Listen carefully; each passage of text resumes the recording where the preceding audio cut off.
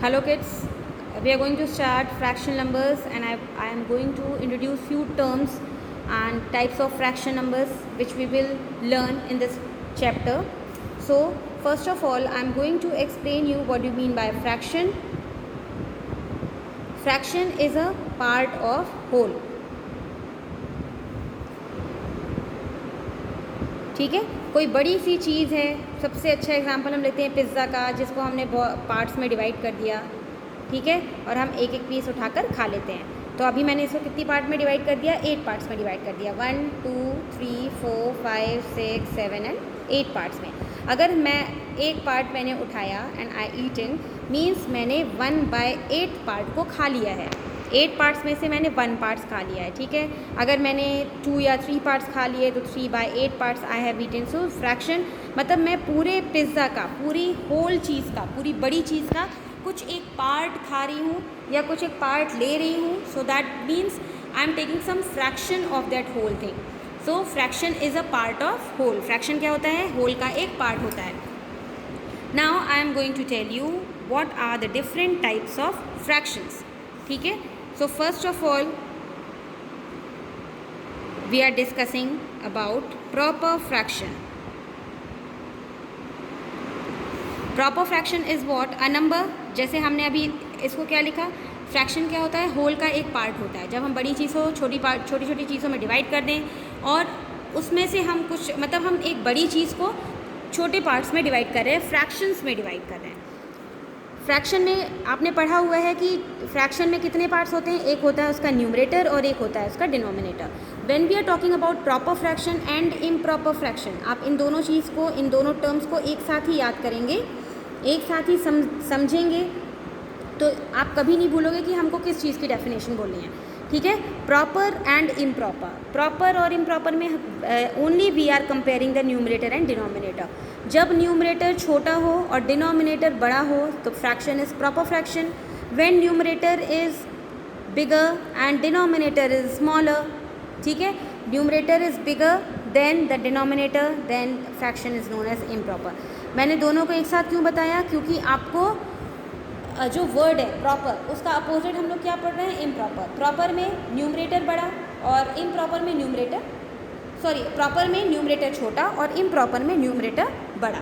तो ये हो गया प्रॉपर और इम्प्रॉपर फ्रैक्शन. आप अगर एक एक एग्जांपल दोनों के याद कर लेंगे तो आपको कभी भी इसमें दिक्कत नहीं होगी, कन्फ्यूजन नहीं होगा कि प्रॉपर और इम्प्रॉपर क्या होता है. उसके बाद आता है लाइक फ्रैक्शंस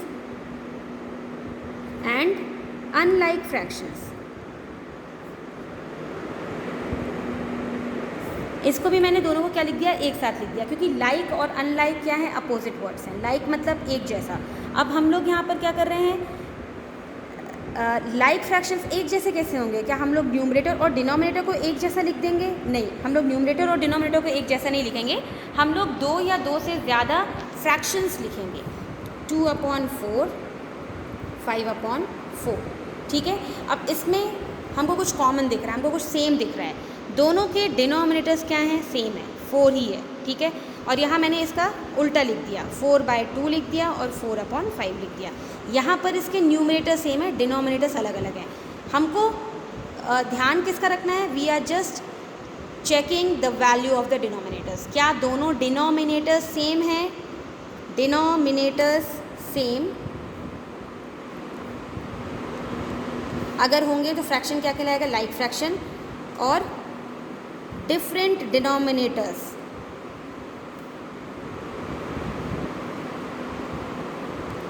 डिफरेंट डिनोमिनेटर्स अगर हैं तो वो क्या कहलाएगा? Unlike fraction. ठीक है.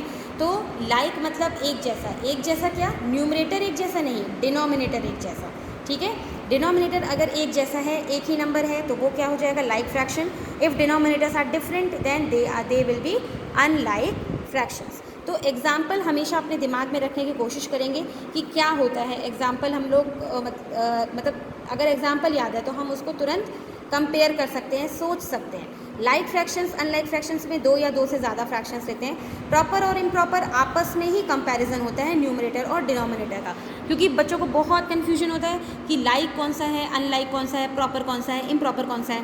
तो प्रॉपर इम्प्रॉपर आप ये समझिए कि आपस में ही न्यूमरेटर और डिनोमिनेटर के पार्ट्स में ही हम लोग क्या करते हैं, फ्रैक्शन के पार्ट्स में ही क्या करते हैं, कंपैरिजन। लाइक और अनलाइक में हम लोग क्या करते हैं, एक दूसरे या दो से ज़्यादा फ्रैक्शंस के डिनोमिनेटर से कंपैरिजन करते हैं कि वो बराबर हैं या नहीं है। बराबर है तो लाइक, नहीं बराबर है तो unlike. Then the fifth term which I am explaining is unit fraction. Unit मतलब ही 1 होता है, तो जिन फ्रैक्शन का न्यूमरेटर 1 हो, ध्यान रखेंगे डिनोमिनेटर 1 नहीं, क्योंकि सारे नंबर्स के नीचे हम 1 लिख सकते हैं। जितने भी नंबर्स 1 2 3 4 5 6 काउंटिंग जितनी भी आती है, सारे नंबर्स के नीचे हम 1 लिख सकते हैं, ठीक है। मगर हम यहाँ यूनिट फ्रैक्शन पढ़ रहे हैं। यूनिट फ्रैक्शन मतलब जिनके न्यूमरेटर में 1 होता है वो सारे फ्रैक्शंस क्या कहलाते हैं, यूनिट फ्रैक्शंस कहलाते हैं। वो सारे फ्रैक्शंस क्या कहलाते हैं, यूनिट फ्रैक्शंस कहलाते हैं। Now the next one is mixed fraction.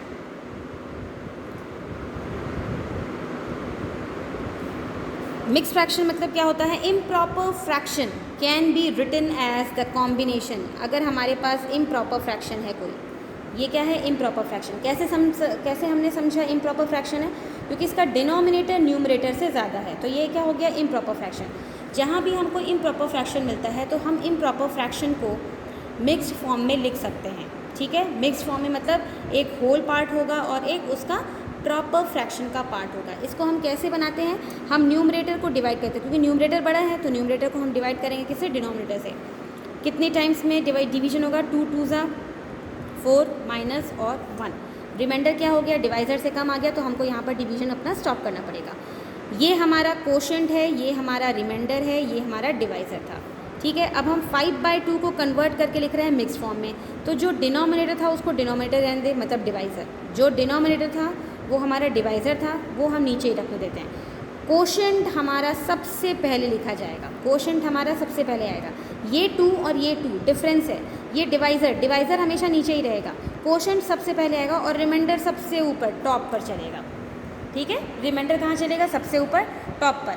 अब इसको अगर हमको वापस से 5/2 बनाना है तो हम कैसे बनाते हैं, इन दोनों का मल्टीप्लिकेशन और एडिशन इसका, मतलब 2 इंटू 2 और प्लस 1/2। तो ये वापस से कहाँ पहुँच गए हम, 5/2, क्योंकि 2 इंटू 2 हम बॉडमास के रूल से मल्टीप्लिकेशन पहले करेंगे फिर एडिशन करेंगे, तो 5/2 आंसर आ गया इसका, ठीक है। इसके लिए आगे दूसरा वीडियो रहेगा जिसमें हम मिक्स फ्रैक्शन में कन्वर्ट करेंगे इम्प्रॉपर फ्रैक्शन को। अभी ये केवल इंट्रोडक्शन था, थोड़ा सा बस मैंने बताया इसमें। 7th हमारा क्या है, इक्विवेलेंट फ्रैक्शंस।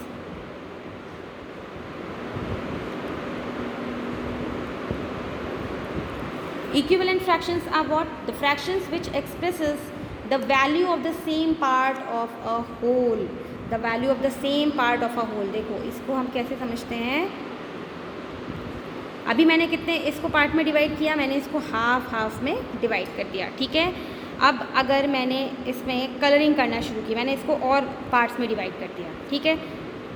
ये मैंने कलर किया और इसको भी मैंने शेड कर दिया, ठीक है। कितने पार्ट्स को मैंने शेड कर दिया, 2/4, क्योंकि हमने इसको क्या किया था, 4 पार्ट्स में डिवाइड किया था और 2/4 पे मैंने कलर कर दिया। मगर अभी भी मैंने कितने में कलर किया है, हाफ में ही तो कलर किया है, क्योंकि सर्कल को मैंने 4 पार्ट्स में डिवाइड किया और 2 पार्ट्स कलर है, तो ये भी क्या रिप्रेजेंट कर रहा है, हाफ ऑफ द सर्कल।